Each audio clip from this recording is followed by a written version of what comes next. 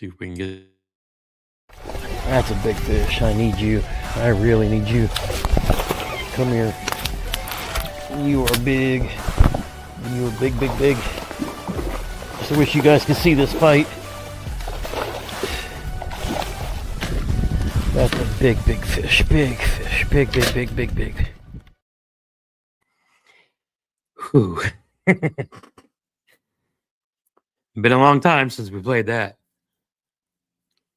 I think it's been 6 months or so since I gave my 10-week update in a live stream, and we really haven't been live like this a whole lot since. So here's hoping everything's working. We will find out. Let me know. Let me know. We got sight, sound, viewing, audio, and all the good stuff. Welcome back, everybody. Or as I have to say for Cairo, we are live, live, live. Fishing with Gramps live. That's right, we're back. And I owe, outside of Grand and my family, I owe it to you guys. I'm not going to lie. I was getting ready to hang the channel up for a long time, knowing what this year's going to be like. You know, not being able to do what I wanted to do, but you know what? All of my Freedom Squad fishing fam, especially in the chat, y'all kept me in it. Y'all kept me in it. It's almost hard to say. But tonight, the first guest back had to be one of the ones, had to be the one who was most influential recently to bring me back. And that's none other than our good friend, Master Sergeant Ralph, Mr. Army Outdoors, who for the last, 6-8 weeks, chit chat with me at work. We're both, he's still active duty. I still work for the Army. We have our internal, chat networks where we chit chat like every day. And we've been talking about the Bassmaster Classic for weeks and weeks. And I was like, dude, I don't know. Don't know if I can go. Don't know if I'm physically ready. Didn't know if I was mentally ready. I haven't left the state since last year. Shit, since last June when I went to the Kayak Adventure Series, fished with Wendell Fishing. My last fishing trip last year was in late June with my 2 granddaughters. And that'll be the next video that you guys see now that we're back. But yeah, me and Ralph chit chat a couple times a week, off and on. And yeah, he was like, bro, Bassmaster Classic, Knoxville. So I'd been back in the gym, been talking to my wife. She was happy that I was, making progress, able to move. And she's like, I'll give you one day. Drive down on a Friday, do the expo, hang out with your peeps, come back early Sunday so that you can recover and be ready for work on Monday. And that's what we did. That's what we did. And I had my man escorting me around, making sure I was good. He assigned last time we were in Knoxville, he was part of the security detail. This time it was the non-medical attendant. This time he was my non-medical attendant. He kept me going, kept me working, kept me motivated. And honestly, funny enough, I was like, okay, she said I could go if I can find a place to stay. Then I'll try to make the trip. And as it happens, we were talking with Debo on his live stream, and my buddy Kevin that I met, Kevin from Canada, that I met in Knoxville last time, which was an awesome story. He ran down G-Man as he was trying to get out and go over to the weigh-in, and he stopped G-Man just long enough to get a picture. And then I was like, hey, bro, you got time for one more? And he was like, sure. So, we sit there and chit-chat for a second. Kevin took a picture of us together, and then he took off. And, yeah, oddly enough, Kevin was coming back down from Canada, was going to stay the week after the event, kind of like I did last year at Caddo, or not at Caddo, but at Lake Fork. and I went down to the Classic, and then went to Lake Fork and fished for a few days after that on my way home. Kevin was coming down from Canada, did the same thing. Go to the expo, and then spend a few days kayak fishing down there. So Kevin, thank you so much for offering up the second room, your Airbnb. Great time hanging out. Oddly enough, both baseball fans. We were watching Team USA and Team Canada play. It was fun. It was fun time. But thanks to Ralph, I was able to get out to the Classic and see a lot of people that I haven't seen in a long, long time. But Ralph, let's do a kind of a quick recap, because once again I got to hang another. A lot of folks get to show up and get their media badges because they got YouTube channels, but Ralph and I, we have that special membership because we're BASS Life members, so we get the cool little pass and the little goodie bags. Get access to the Life Member Lounge where you get all the slick little pins and everything. But Ralph, what did you think about the Classic this year? That was pretty damn cool. Oh, hopefully I didn't lose him.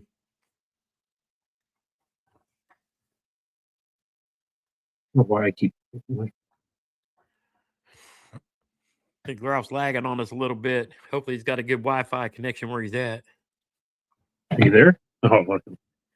Yep, we got you. Hopefully I'm not lagging. Hold on. Ralph's going to check his connection real quick, but we got a nice little goodie bag and some cool stickers.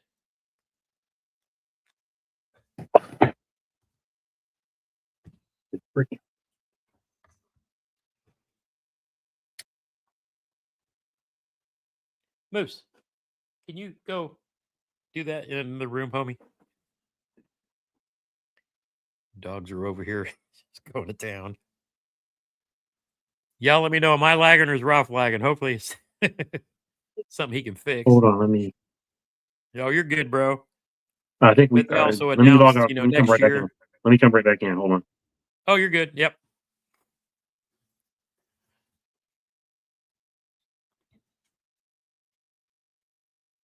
Okay, Trevor says Ralph. All right. He's going to go try to drop his connection and come back in.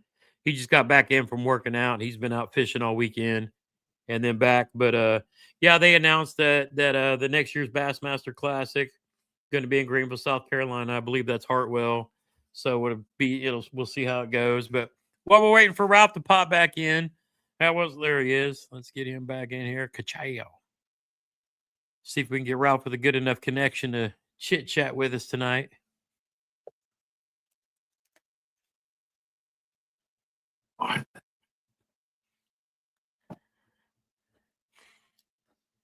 Got to see if Ralph's got that Walmart Wi-Fi.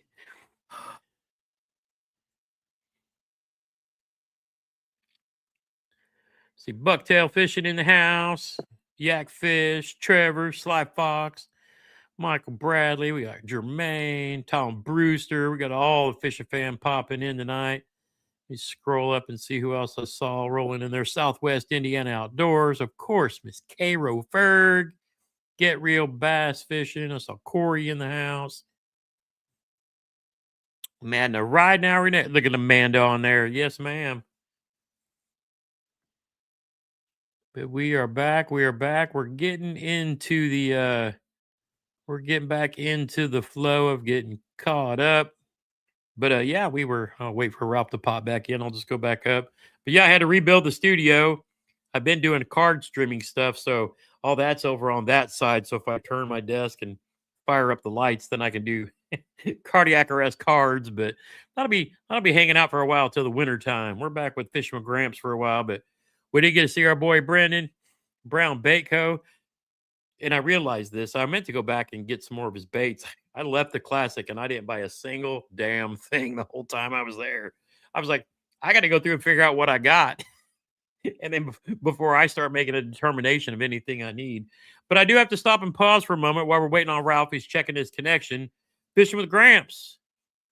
Once again, presented by the same, well, I can't say the same company, but we're presented by the Rod Locker, formerly known as American Legacy Fishing. you don't know the story, American Legacy Fishing, the owner, I guess, was the wife of the guy who founded it, and let it go down, and kind of a couple of my favorite people that worked there ended up buying them out of bankruptcy and are bringing it back to life, and they are now known as the Rod Locker. So they are our presenting sponsor once again. Of course, we're still sponsored by Monster Bass, partnered with, you know me, I don't say sponsor. We're partnered with Monster Bass once again, of course, and of course, Fish Texas Kayak Trailers, which, yes, there'll be some stories about trailer, this and that. Miss Emily, everybody knows Emily, Senla Outdoors, came up. She sold her previous trailer, which was a single, and had her camper / extra kayak thing on top. She sold that trailer, and she now has the first edition of the T-Max Fishing with Gramps edition show. I met her this weekend. She came up from down south, and we did the handover, and she took the big dog back home with her, and I've already got an order in for another trailer in 2027, which will be a new design, but I can't talk a whole lot about that.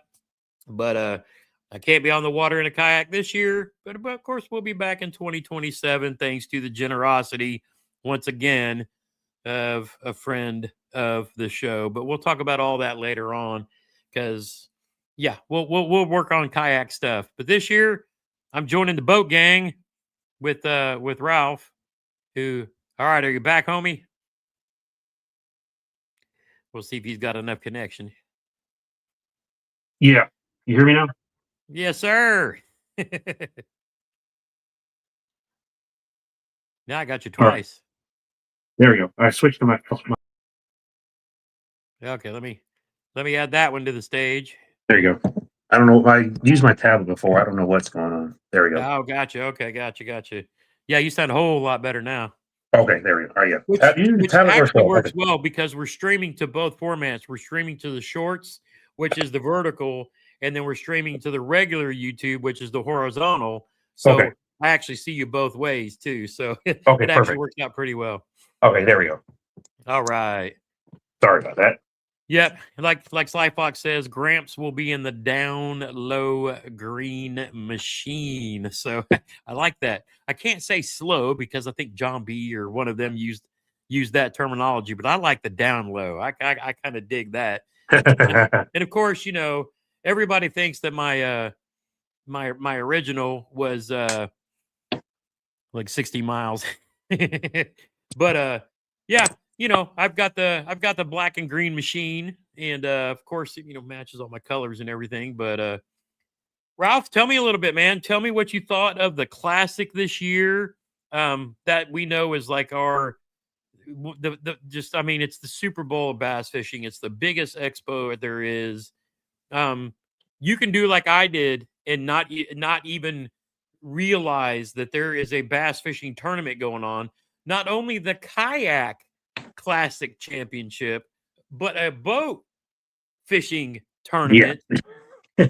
But the expo itself is a whole ordeal. I didn't get anywhere near the water, did I? We was at the expo the whole time. No. Ralph, I mean, you kind of bounce around, which you always do, man. Tell us about this year's Classic and what you thought about it, how it went. I thought it was awesome. So this was as you know, this is my third one. Yep. So the first one I went to was in 2022 at Hartwell. Shout out to Alex Rudd for letting me keep my boat at his house during that one. Oh yeah. Then I went to the last Knoxville one in 23. Took a 2-year break. I was because it was in California. And then as soon as I knew I was coming to Washington, D.C. and they announced where the Classic was, I was like, I'm going. I think I had my plans to go before Thanksgiving. I think we started talking about it. Yep. But it is an ideal location for it. It is in the perfect area. Everything's consolidated and condensed. You know, I'm not telling you anything you don't know, but for the benefit, it's you have the big expo center, and you have the exhibition hall that's right across the street, connected to 2 hotels. And then Volunteer Landing is walking distance away for the takeoff. The Friday parking is a little crazy because it's still a work day for some people. Yep. And then Saturday and Sunday, most of the parking garages are free. The university goes on spring break that week. So that alleviates a lot of traffic, and it's all about the Classic. The whole town is there for it. Everyone's out for it. I saw police officers in there buying tackle, walking around with rods. Uh, all of us anglers, YouTubers. I mean, it was a reunion every time we turn around a corner. Yep. I got to run into everyone down there. Met some new people. I was at Bass After Dark for over a couple of years now, and I heard Ken Duke's voice and Epic Eric. I was like, "Oh, that's them. I know you." Yep. So I mean, it was met great. Ken Duke at Red Crest a couple years ago, and he is such a down to earth guy. He's awesome to talk to. Yeah, it was amazing. Yeah, he's literally the historian of our sport. I mean, he's just the dude is something else. But yeah, I mean, and you talk about historians. I think I told you this. With Friday, I was at Brendan Brown Bait Club, Brendan Brown's booth, and a guy walked up to us and was looking at Brendan's baits, just talking about them, talking about how they look nice. And somehow we got on the topic of worms. And he was wearing a hat. Didn't notice at first. It had Man's Jelly Worms on it. He was like, "Oh yeah, some Man's Jelly Worms will do you some good." And we're like, "Oh yeah, you know." I was like, "I still have some original ones that I actually threw this weekend in my boat that I bought like when I first started fishing." And he comes around and goes, "Yeah, well, I used to own them 37 years." And we're like, "What?" And he was like, "Yeah, I was the owner for 37 years. I sold it back in 1980 something or something." He said. And I turned and I looked. I was like, "You know, Brendan here wasn't even born when you did that." Oh, yeah, there was so much history there. Roland Martin was still there. Yeah, it was an amazing experience. Steve Harvey was running around there. They had a lot of good talking events at the Bass Tank. They had all the ladies of fishing from Bassmaster. They did a couple of round tables on Friday and Saturday. Steve Harvey, Roland Martin, Edward Evers, Kevin Van Dam, Hank Parker, and Rick Cludd, I think, were up on the stage. That was amazing to get all those people together and just hear them talk about fishing. Like that was probably the most packed I've seen around that booth there. I mean, in 3 days, you still don't visit everything you want to because there's just so much. It's crazy. And then I somehow found part-time employment there. So another veteran buddy of mine, David, who I met at the last time I went down to Knoxville, he's a Desert Storm veteran. And then I had my Iraq veteran hat on. We made eye contact, and you know that bond with the military. Oh yeah, linked up, and that year he got me at the front of takeoff and in the front of the stage. And so when I come back this year, he was still there, and he got me up at the front of the takeoff again with him. And then he's the guy you maybe catch on camera that's like guiding the ground guide in the trucks in. And he's the guy that stops the truck so the anglers can get the fish out of the live well and hop up on the stage and then guide the truck around. So that's his little task down there, and I got to be his assistant.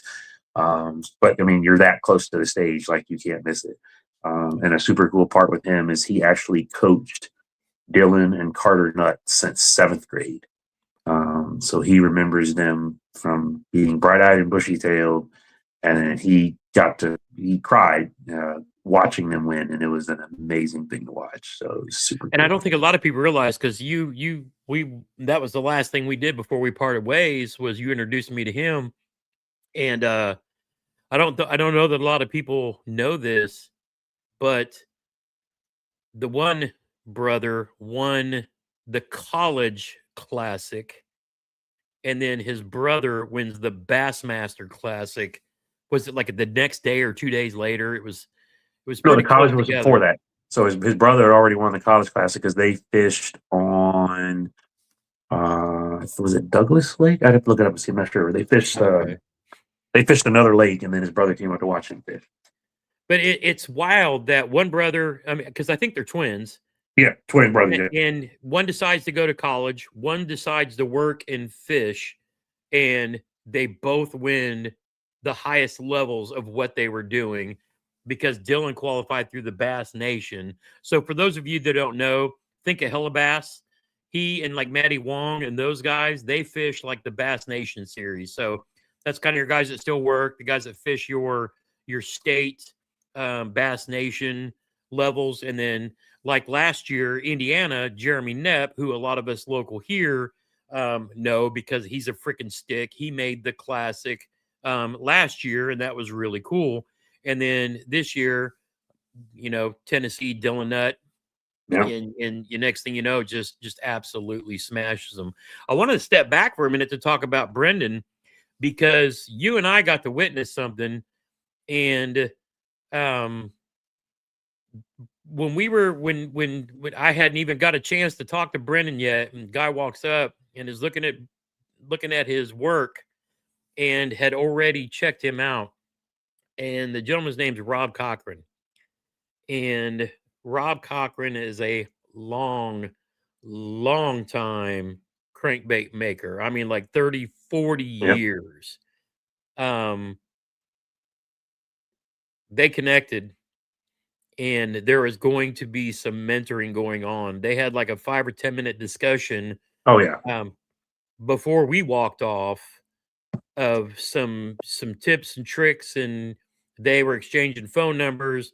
But the dude, I always say talent recognizes talent, and it does. This guy realized that this young man who literally had a pro working in his booth with him, but he recognized talent. And we always say, stone sharpens stone.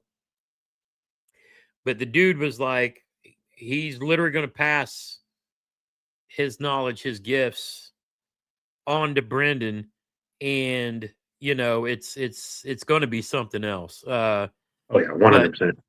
But it's I was just sitting there going, here's a young man that works hard, great work ethic, has a talent, has a skill, believes in what he does, and then it's literally like I can't even say Luke and Yoda, because Luke didn't know shit, but whoever trained Yoda, that's what level we're talking about here. Yeah. So the fact that Brandon's going to get some mentoring from Rob Cochran is going to be absolutely fantastic. But it was really cool. It seemed like we couldn't walk anywhere.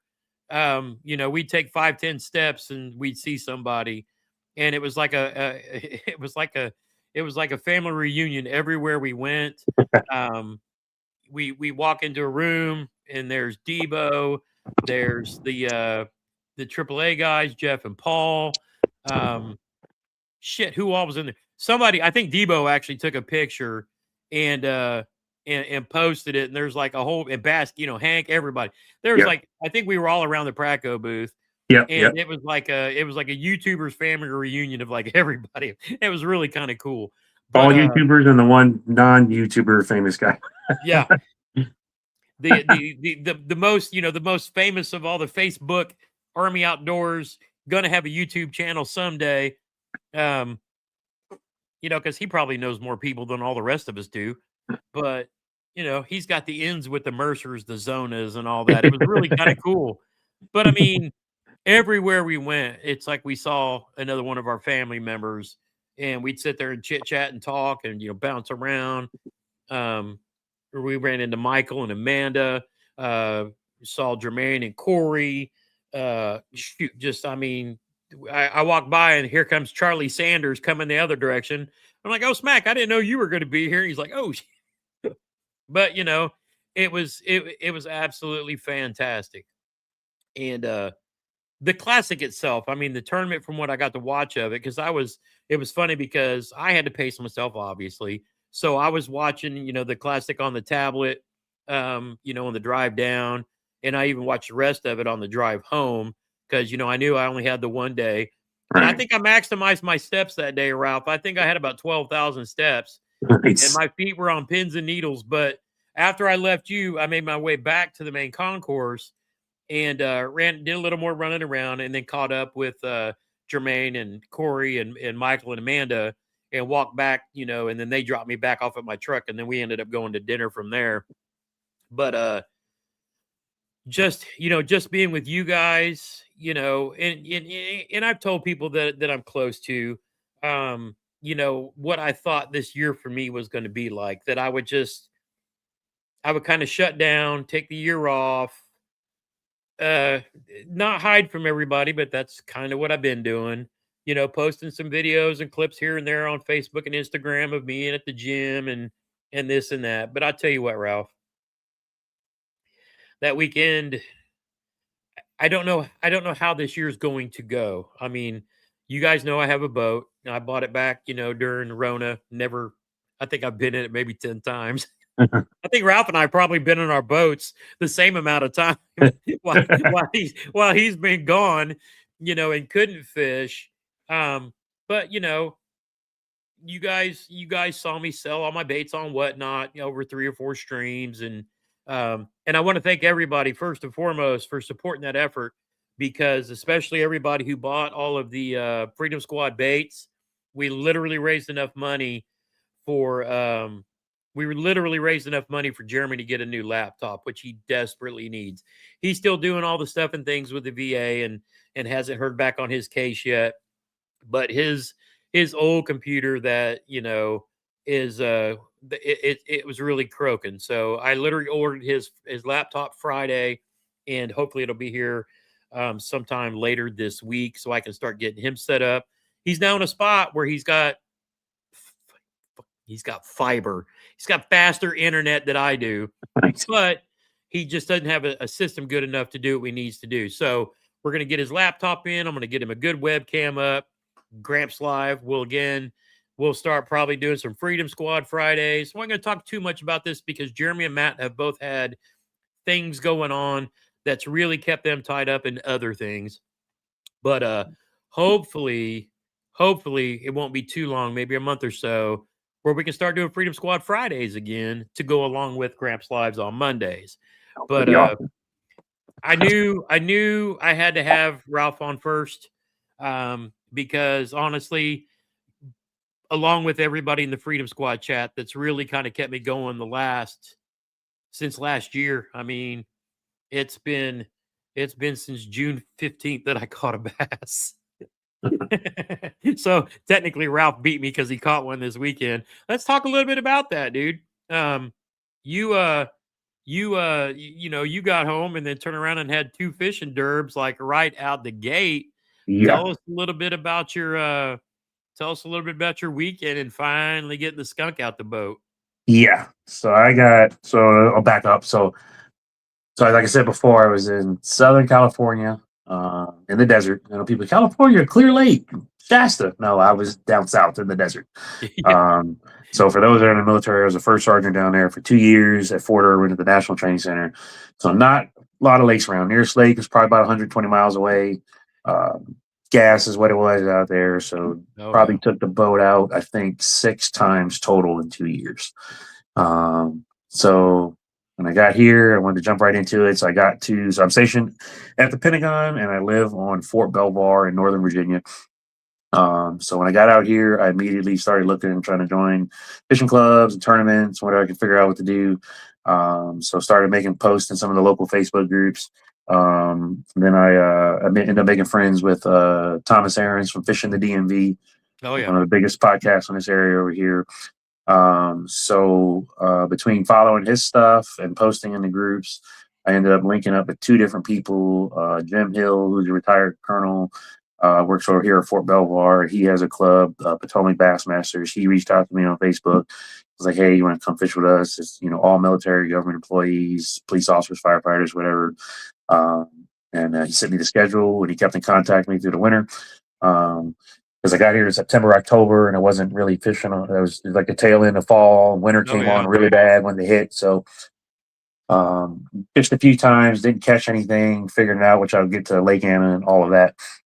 So Jim invited me to come fish with them. And then Thomas had Jarvis Rayner on, who's a retired Marine, who's here in the area. He has a club called Major League Bass Anglers. So after I saw him on Thomas's thing, I reached out to him, introduced myself. They openly armed, took me in, and I was like, perfect. You know, 2 local clubs, low membership fees, relatively low entry fees compared to others. So I was like, before I start giving my money to these pros and hammers in the local area, let me start with some local guys, figure it out. So all military, first responder, government employees. So there's that bond that exists there, that's always there. So fished a little bit in the fall, didn't really figure anything out. Christmas holidays came, the winter came, put the boat up in storage here. Yeah. And then we started our tournaments here a couple of weeks ago. So right after the classic, we had, or no, right before the classic, we had well, personally back, I did a Veterans Day tournament in November. That was really cool. It was 100 boats, angler and co-angler, so almost 200 people. I think everyone had a partner, and about 90% were military or first responders. Super cold though. Lake Anna it's the most pressured lake in the state of Virginia. Holy smokes. It's massive. It's a power plant lake, and there's a part of it that's private, which is what they call the hot side, because that's where the plant dumps the water in. Oh yeah, there you go. Find that discharge and find you some fish. But you can't get to it because most of that warmest water is on the other side of the dike that is private, and there's no public ramps over there, unless you live over there. You got to have a permit and all this wonderful stuff. So the cold side of the lake gets very cold. When we went out the first tournament this year in March, I think the water temp was about 47 degrees. So it was tough to figure out, and the lake changes from day to day. Hammers will go out and get a 30-pound bag, like Matt Stryko from SP Fishing. They'll go out and get a 30-pound bag in the winter, and then the next day you could go out and zero. Because the fish move so much, they change. What looks good may not be. It's just one of the guys at the tackle shop told me that's why they call it a lake. That's why it has it's named after a woman. It's like, that's hilarious. But it's definitely a moody lake. You got to figure it out, and you got to have patience. Yeah. So I did 3 tournaments with the Potomac Bassmaster guys, or 2 with them. And then this past weekend, I had my 3rd with them, and I had my 1st with Major League Bass Anglers. Saturday and Sunday, back-to-back tournaments at the same lake. So Saturday was 60-something degrees, 70-something degrees, I think. Little wind, sun, clear as day, but still didn't get anything. I think I had a couple bites, a couple jump off. But then Sunday, went out with Major League Bass Anglers. We did it was kind of like our maintenance initial inaugural tournament just for fun. We went out from 7:30 to noon. And I went out with Marty Lawson, who's been in a lot of the chats and stuff. Yeah, Marty the Party from the Monster Bass crew. Yep. Yep. Bass Nation. Yeah, so I actually I've known him obviously through the chats and everything over a while, and he's out here. So we met up this winter at a couple of the fishing expos. I helped him at his booth at one down in Richmond. So we made plans to go out. So the Major League Bass Angler group is a one where you fish with a co-angler. Some are solo, some are not. Okay. But this particular club, we fish with a partner. So he's now my partner for the year. Very cool. And so we went out Sunday for that tournament. He came down. Went out on a lake. Every time I go to this lake, it's a big lake. If you look at it, pull up a map or whatever, it's a huge lake, a lot of coves, a lot of spinoffs. And some of the coves are like great. Locals will swear by. They only go to this one, only go to that one. And I've just been sort of like breaking it apart, like taking a step back, listening, all the guys who've been doing this a lot longer than me, because, I didn't do this growing up. I started later in life once I joined the Army. But just taking tips from, Tackle Junkie and you and, Gene Jensen and all those guys, Fluke Master, just like picking apart. So I just pick a cove, as big as it is, you could work a whole cove the whole day. And so that's what we did. I did on Saturday, didn't get anything. Sunday I picked a different cove because we launched at a different ramp. Me and Marty made a pact. I like to power fish. He can do more slow fishing. He was like, all right, you power fish, I'll slow fish, and we'll see what they want. And I think we caught, we didn't catch anything at first. And then I caught my first one at about 10:40, I think it was, if I look at the timestamp on my photo. And it was on a 6-cent swank, so the equivalent of the hybrid hunter. Yep. And just, we're working our way back out of the cove, and there was a little pocket off to the right. I don't have live scope, but I just like went over it a little bit with my down scan, saw some stuff. I was like, all right, it's got to be good. I mean, there's rock in here, there's trees, the sun's been hitting it ever since it came up over the trees. It's 56, 57 degrees. I was like, something's got to be in there. I think the fish are like sitting off waiting to come in. And it hit the crankbait and pulled it in, got it, pulled it out. I mean, it was only a 1-pound fish, so nothing crazy, but you're leaving by a pound. Yeah. First one in the boat in Virginia. First one in 2026. First one in Virginia. So I'm happy. Uh, but that was all we got that day. Marty didn't get anything. He kept throwing slow. And it's one of those lakes. Like the guy who won, he was out there. He was in another cove up the road. He was actually in the cove that I was in on Saturday. But he's got a lot better electronics than me. A little bit of scoping, but I don't think he was doing too much. But it's just it worked that day, and that cove is supposed to be pretty good. So I just stayed in the one we were at. We only went till 12, and then afterwards we went to lunch, and then we had another fun, interesting experience when that happened. Oh, So if anyone has Life 360 on your phone, know that it works. Marty can attest to it.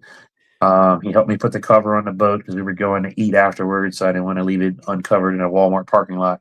right. And when I turned on the road, his phone slid off the top of my boat cover, hit the roadway, and bounced into the ditch. He had an iPhone. It triggered the crash sensor that then sent a notification to his wife. Oh And then we no. spent 30 minutes looking for his phone. So he called his wife from my phone. She was panicking because she thought he had got into an accident. And then she was looking at it, trying to guide us to it where it was. And it was in between two houses. We're trying to figure out what house and the tree line. And in that time frame, the sheriff's department was texting him, asking him if he's okay. And of course, he wasn't responding because he didn't have his phone. Right. And so it triggered a full-blown police EMS response. So the guys that had left before us from the club was wondering what was going on because there was fire trucks, ambulances, and sheriff's deputies and troopers Oh no. flying towards the lake. So finally we found it. A guy came out of his house. He helped us. We walked the road, and Marty found it, picked it up, saw the text messages, responded. And right about that time is when they all started like rolling up, like turning off their lights and just making sure everyone was okay. So it's 2 sheriff's deputies, the volunteer fire department, an ambulance. His wife was crying. I felt so bad. Poor I was like, well, at least we know that works. But my wife said you better not come home. I was just wow. I was like, at least you knew her number by heart. Because you think how many people don't know phone numbers by heart? I think I probably know 2 or 3 off the top of my head. That is insane. You talk about a. But yeah, it was a fun time. I feel like the lake's going to turn on. Everyone's saying it. It's gonna pick up here. When the water temps hit 60, that's when they say it kind of turns on. So Yeah. But we're gonna have another little cold snap here. It's actually a little colder now. I'm sitting in front of the windows.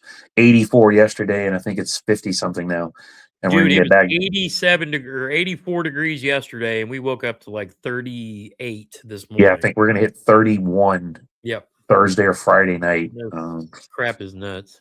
And then then we have our next tournament with the Major League Bass Angler group on Sunday, and it'll be like 64, and then it's supposed to be up from there. But yeah, the lake's, it's a good lake. I mean, once you figure it out, I mean, like I said, SB Fishing, Matt Streichel, he's pulled some near 30 pound. I think he broke 30 pounds one time out of here.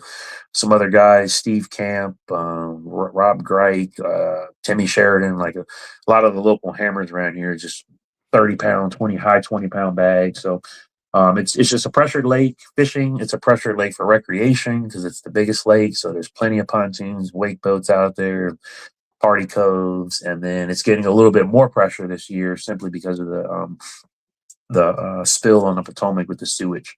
Oh yeah, you got all that to deal with too. Yeah, so they've lifted all the advisories, and then there's a whole battle about whether that's going to, not going down a rabbit hole of it, but a lot of that got in there and it's settled. So what's going to happen when it warms up? So it remains to be seen. There's a good group of people out here that Thomas follows up with, Potomac River Keepers. They're kind of like the NRA of fishing for the areas. How it was equated to me. Yeah. And they seem like to be keeping a good eye on it and doing water testing with a local university and looking at long-term effects and things like that. So seen some boats out there recently. I saw a jet ski driving home today. So it's holy smokes, people are getting out there. So I think the initial tournaments jumped to mostly to Lake Anna. And then we're going to see what the rest of them do. And then both the schedules for both the tournaments I'm on, we have other lakes in the area too. So one of them we're going to go as far as North Carolina, the Lake Gaston. We have Smith Mountain Lake. It's out here in Eastern Virginia. That's a little closer to Baskey, Hank. Oh yeah. You got South Holston, which borders Tennessee and Virginia, so you can get in there. Bugs Island is on the Virginia, North Carolina border. It's another power plant lake, but it's huge. It's been fishing well. So got a lot of good lakes, and stuff around here. So I'm excited to see what 2026 holds. But yeah, got the stuff I'm off the telling you, boat, got dude, the first after the fish. drought that you've had to endure, I mean, as much as I whine and moan about my situation, you being stuck out in California was way worse. Well, That's fishing crazy. Crazy. I wise, mean, I told you you know, before, it was just the lakes are, there's more recreation than it is yeah, fishing. You got to, and then there's all the rules. If you put your boat in one lake, you got to wait, yeah, this many days for another one, or you got to have a seal on it. And one lake will recognize this seal, but the other lake won't recognize their seal. And then if one lake, actually, I was telling someone this weekend, one lake has a 35-day quarantine yeah, because that's how they have determined how long mussels can live outside of water. So yeah. you have to get your boat inspected, put a seal on it, and wait 35 days before you can put your boat in there. Now, talking to the guys around where you're at now, what do you feel like you're going to have some pretty good fishing once you kind of figure things out and Oh yeah, you kind of get into warmer weather and things like that too? yeah. I definitely I need to slow down. That's my downfall is I want to power fish, so I wanted Yeah, to force a moving bait bite, which I did this weekend. I got one. yeah, yeah, So I had I think I had one Texas rig worm tied on, and everything else was some sort of moving bait: jig, chatterbait, spinnerbait, crankbaits. I had two of Brendan's baits that I bought from him. yeah. We have a Yeah, really good you're company you're around here that. way too early to be throwing all that. Well, no, so I This had his crankbaits. I had two flat-sided crankbaits, Yeah. one big Well, one and one little one. still Um, this early in the year with these water temps, when you're talking in 50 to 60, get you a big blade chatterbait, get you a Colorado blade spinner bait because I know you want something moving, yeah, and those are about as fast as you want to be going, but just reel it consistent enough where you feel the thump of either one of them. Find that dirtier water yep. where the sun's hitting it. But you like to power fish, I get that, but it's not power fishing season yet. You gotta wait till they really start chasing. I'm gonna tell you, since you like reeling and not going slow, get you a Strike King Rage Bug or a Bandito Bug, very light tungsten, and swim it slowly. You can throw that up on the rocks, you can throw it up on Yeah. the banks because they're gonna push up there where that water's warmer. But I'm telling you, dude, since you don't want to sit there and let it dangle, you want to keep moving, just swim a rage bug, dude. You would be, doesn't matter, black and blue, green pumpkin, Yeah. either or. Just these bass are going to start chasing because they want to start feeding up before spawn hits, Yeah. and it's going to be on you before you know it. But I Yeah, some of the mean, guys were throwing jerk baits on docks. yep, I heard because Ned rigs. that's a super slow Yeah, twitch. I Let it heard. wait 10 minutes, Yeah, I heard. twitch, 20 I more heard. minutes. I get it. But I I know heard you jerk like baits were to I know good. you like to move, but I'm telling you, Yeah. get you a bug. You're a Googan dude, get your Bandito bug, show some love. They'll they'll Yeah. they'll smash that thing because you can speed it up or slow it down. Those little flappers will just tear them up. Yeah. Yeah. So yeah, then so guys are catching it with jerk baits, Ned rigs, and then that one guy was actually dragging a Carolina rig. Yep. Because I could see Yep. some I of can them on the see it. bottom. So they It's were it's like right off they were like set up to come into said coves or pockets. yep. But I mean, granted, I only got, regular 2D with the Garmin up front and the little Rance on the bow or on the console. But I was seeing stuff. So I was like, they're there. It's just like, they're just waiting. This is like, because they got Yep. really warm. And I think the highest water temp I read was like 57 and some change. See, and But at that then, point, you've got a few things going on. That's right when the crawls. A lot of people think that's when the crawl come out of their hibernation. They don't really hibernate. That's when they start to get that little bit of orange to them, and that's like their, as we like to say, Twitter patent. They're in that mating season, so that orange is what triggers that mating, and the bass key in on that because they want the protein. They're trying to load up yeah, too. So that's why you've seen a lot of people throwing those red chatterbaits or the burnt orange type, yeah, crankbaits. And that's a lot of but what I had on was yeah, a lot of red and but black and blue because of the dirty water. Because it rained right before that. So that actually that night before, that'll cool the water down too. yeah, Then yeah, because Lake but Anna gets yeah, fed this by, time of year, man, you just gotta be slow. If you think you're fishing slow, slow down. yeah, But for you, the good news is it's going to heat up pretty quick. You yeah, being I think you're almost directly east of me too. So Yeah. the funny thing is, we're going to start running into a lot of the same patterns, pretty equally. Because you think of Washington D.C., you're like, oh, that's like down south. Not really. It's straight Yeah. across. Yeah. That's one of the battles they had with the regions for some of the online tournaments. I think Yep. Tyler shifted his border. Chad obviously shifted his. Yep. For the what was considered north and south, because it's weird because we do have those lakes that bleed over. So you got South Holston that bleeds Virginia and Tennessee, and then you have Bugs, and to some extent Roanoke Rapids. I think that crosses the border at some point. I know Bugs does. Yeah. And then how they're all interconnected and how they all feed each other. And Thomas did a great breakdown. Someone's got a long drive. He did a top Virginia lakes. With some of the local hammers and a biologist, and they go down the rabbit holes of like the interconnectivity of these lakes and how each one affects the other and the types of bass. And it's really cool. I got like a 30-minute drive to work in the morning, so they're perfect to listen to and kind of. Oh, hey, yeah. I mean, dude, I get you. I've got the same thing. Of course, I'm still studying for my test because I still have to take that next month. But it is one of the things. I did have another experience of you, and something that reminded me that I need to do this, because you handed out a coin again this weekend. But when I met Emily, and I'm just gonna go full screen here. Okay. But when I met Emily this weekend, Nice. she brought me up one of her Nacogdoches Police Department coins and presented this to me when we went out to lunch. And of course, I got to throw some props to Mission Barbecue, because Mission Barbecue is like a couple of minutes away from Legacy. So that's where we went and had lunch before she had to head south. But I had never been to Mission Barbecue before, and I got to give props to these guys, and I will eat there every time I'm down there. For those who've never been, you walk in and it's like a veteran first responder family reunion.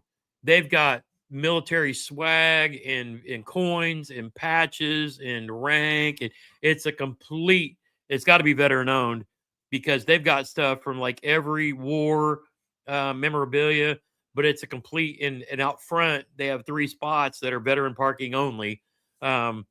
So I need to look more into Mission Barbecue, but I'll tell you what, I've always talked about places I want to be sponsored by. That'd be one of them. So they're great. And if you notice one thing about them, I got a buddy who he knew one of the owners in Tennessee, and another buddy, actually, his wife, and the guy who managed that store's wife were pregnant at the same time. They have no commercials. Like, they just let their food and the experience you have there do the talking. You'll never see a commercial. You never see a sponsored ad. They just let it carry. And then almost all of them have a little old deuce and a half truck as a mobile grill.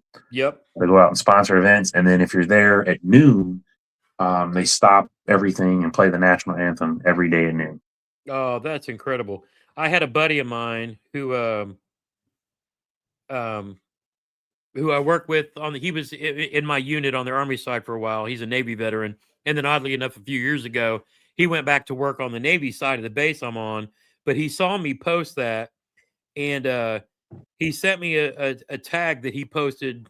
I think it was back after 9/11, but he posted, and it says 236 weeks ago, and he said, I was in line behind these officers while picking up my order. When I got it, this is what was happening. And he said, here's some context.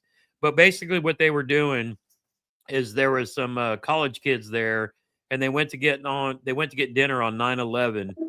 And what the picture actually shows is, I'm going to make this big again, is a bunch of police officers. And then I think the manager of the store, they were all praying that day as 9/11 was going on. So, I mean, again, absolutely fantastic. And like I said, I want to do some more, but like I said, it don't matter if I'm down there, I will go there to eat, because that was absolutely fantastic. And the food was phenomenal. So we had our club meeting. Yeah, I'm still on my healthy eating. So I got pulled chicken, but it was absolutely fantastic. And I was too slow to respond to Sly Fox, because he said, get the greens, because he said they have a spicy kick to them. Yep. And I was like, oh, my staple is always when I first go someplace is to get whatever the barbecue is, and then like their baked beans and then their mac and cheese. Because to me, that's kind of what I judge by. But yeah, like Sly Fox is saying, like he's saying in the chat, get the greens. Yep. It's amazing. Yeah, that's awesome. Yeah, I've had their place. Yeah, I've been there probably a dozen times or so now. Brew Tank. Oh yeah. Brew Tank said he just tuned in. Did you say you were fishing Anna last weekend in Virginia? Yes. So Yep. I fished I fished Lake Anna now. I fished it this past weekend, and then I fished it the weekend then I was at the Classic. Then I fished it 7 March, and then I fished it 28 February. Okay, so yeah, that's a brand new body of water for you to learn. Yeah.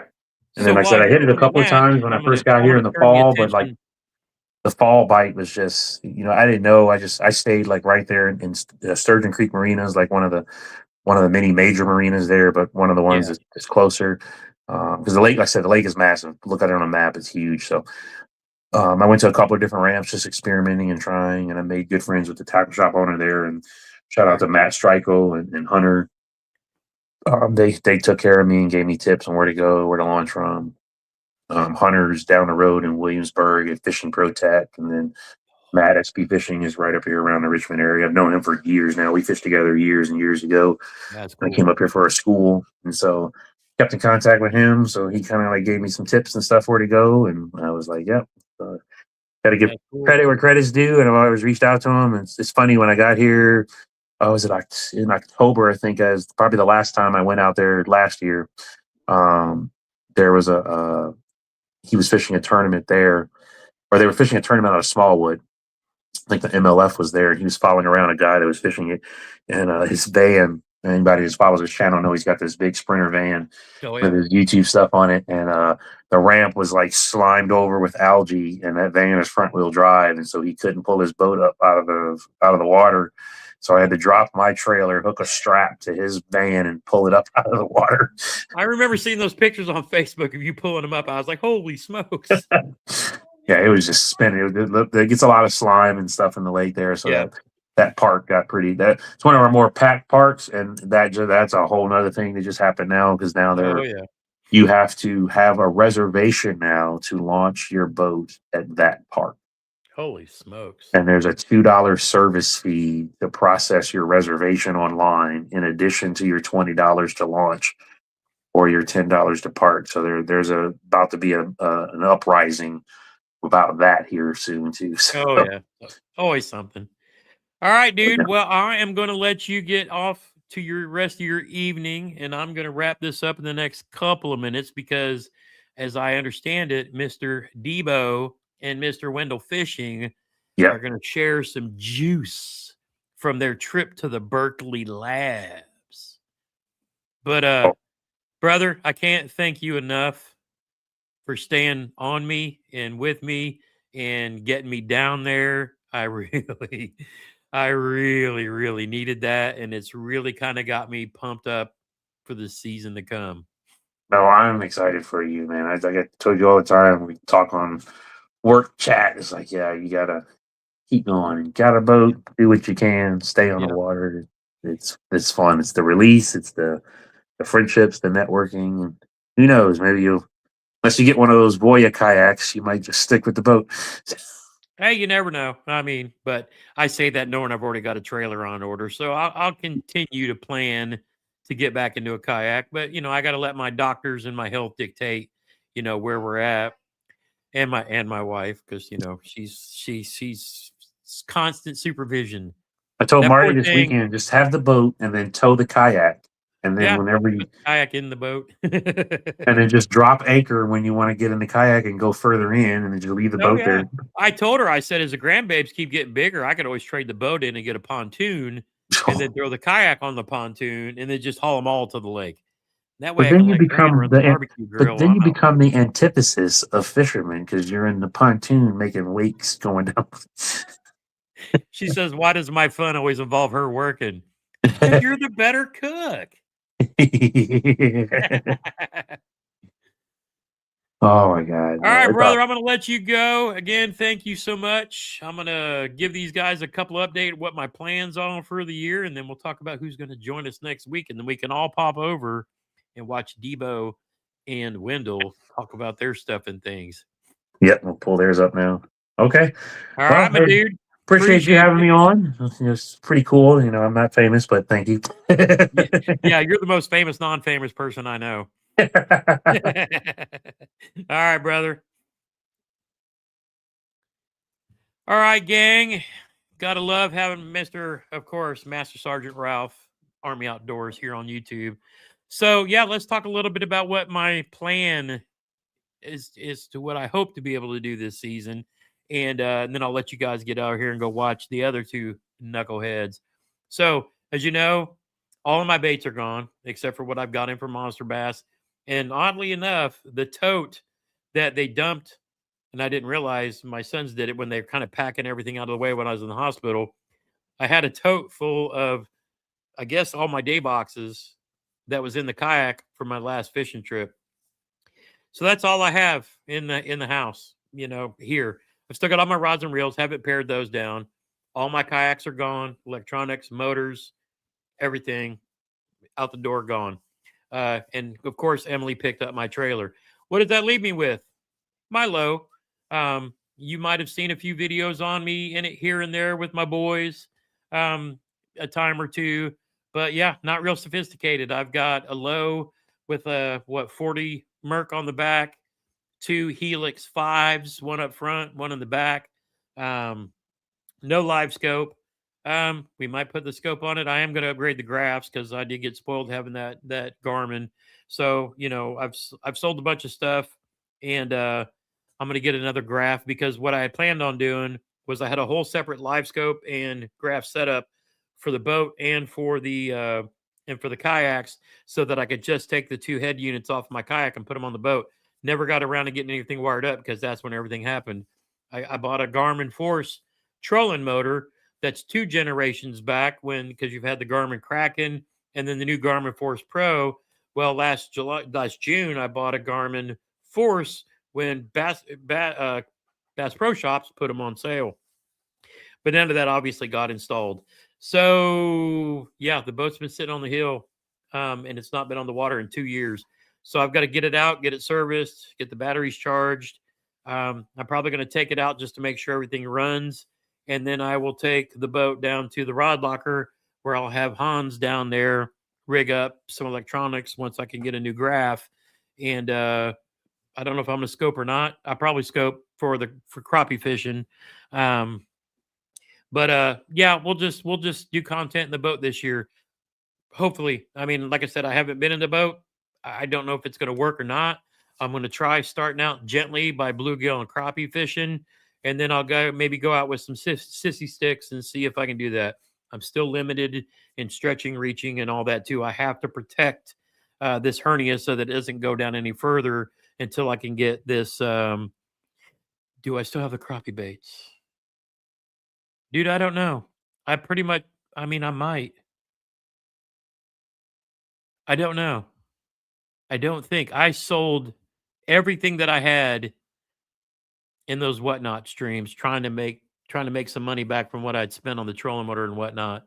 I don't know, Sly. I might. But if not, then I'll have to ask you about what I need to get. Oddly enough, I think I got a box of crappie from like one of the Berkeley giveaways I had. But I'm just going to go out with a slip bobber and a minnow and catch fish. We're just going to test the waters and see what it's like. But that being said, I'm back. Studio. Here we are. We're back. Next Monday, 7:30 Eastern, we're going to have Jermaine, Mr. Mainstream Fishing, and he and I are going to go into depth a little bit about a dinner that we had with a couple of friends of ours. And then I'm going to reach out to some other friends of ours and start bringing people back into the lives. But we're back. We're not going to be fishing for a little while, probably 5-6 weeks. I don't know how long it's going to take me to get everything ready. I might have to go bank fish with Jeremy. I don't know. I got to be careful, but we're going to test it out. How did I get the hernia? Oh boy. I'll tell the story real fast. Last June, we were cleaning yard up from where a tornado come through and knocked a bunch of stuff over. I was reaching up into the trees to cut down broken branches, and we were dragging them off. And the long story is, I gave myself a hernia reaching up and then dragging stuff. Didn't know it until I went to bed that night, and I reached down and felt a lump and was like, "What the hell?" Went to the VA the next day, and they were scheduling me for hernia surgery, which kept me from going on a trip with the Kayak Adventure Series up in Minnesota that I might not have come back from because I had my heart attack that weekend. And if I was that far away from the hospitals, who knows what could have happened. So, yeah, who knew a tornado would lead to a hernia or lead to me not going on a trip that would have put me too far away from hospitals to probably be reached. But yeah, it was just hernias apparently run in my family. I think my dad had one when he was literally a week away from boot camp. And they repaired him. And that was back in 1967, 68. But yeah, it's just I was overextended, overreaching up over my head and opened those ports, and some of my abdomen went down through it. And I've literally been stuck with that. Literally been stuck with this condition since last June, and I can't get the surgery till this fall till they can take me off the blood thinners. Once they do that and then I get repaired, I can start kayak fishing again next year. But yeah, that's what's going to let me fish out of the boat. But that's what's going to have me fishing out of the boat again, gently, carefully. And I've got to see what my limitations are. I asked my doctor, well, what can't do? And she's like, basically until it hurts. And I'm like, really? Bart Simpson, bzz, ow, bzz, ow. That's my life. So she said, see what you can do. And then if you feel it, stop, I'm like, okay. So yeah, that kept me from getting into kayak because I can't be stuck in a place where I can't paddle, reach, twist, blah, blah, blah. But I've got a boat with the swivel seat.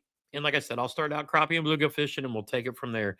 Am I going to catch a bass in 2027, 2026? I don't know. You notice I have goals, but I got to be careful. But, but that, I have to be careful. But that being said, we're going to start with some bluegill, some crappie. I have to get with my cousin and get some lessons. Sly Fox, let me know what some good crappie baits. But I'm probably just going to get some minnows and slip bobbers and take it easy and have fun that way. But we got to get the boat rigged up. I got a test I still got to study for because it's in 4 weeks. So my goal is to catch a fish of some sort, even if it's in the creek with my grandbabes again, by my birthday, May 5th, Cinco de Mayo, which falls on Taco Tuesday this year. Falls on what? VA appointment day. Oh, yes. I also have a VA appointment that day as well. So who knows? Thank you all. Thank you all for all of your support through all of this. I didn't know if I was going to come. Yeah, I did. My wife told me that I owed. We have a community. We have a family here. I'm a part of it. You're a part of it. We're all part of it. And thanks to you for keeping me going. Keep me going. He's back. We're back. We're going to start doing our lives again. I got studying to do through the week, so I can't do too much. But yes, we're back. We're going to get back on the water at some point in time, one way or the other, even if I just have to sit on the bank with the grandbabes. We'll figure something out, but we'll start making content and we'll go from there. With that being said, I'm going to get out of here. We'll let you guys get to watching Darren and Debo. It's been a long time since I've got to say this. As always, get outside when you can and make some memories. Even if it's just walking around the expo with your friends, meeting some people up, or just going and wetting a line, or even like I've been doing, walking around the yard, putting feet to grass. Till next time, get outside where you can and make some memories. One cast at a time. We'll see y'all next week.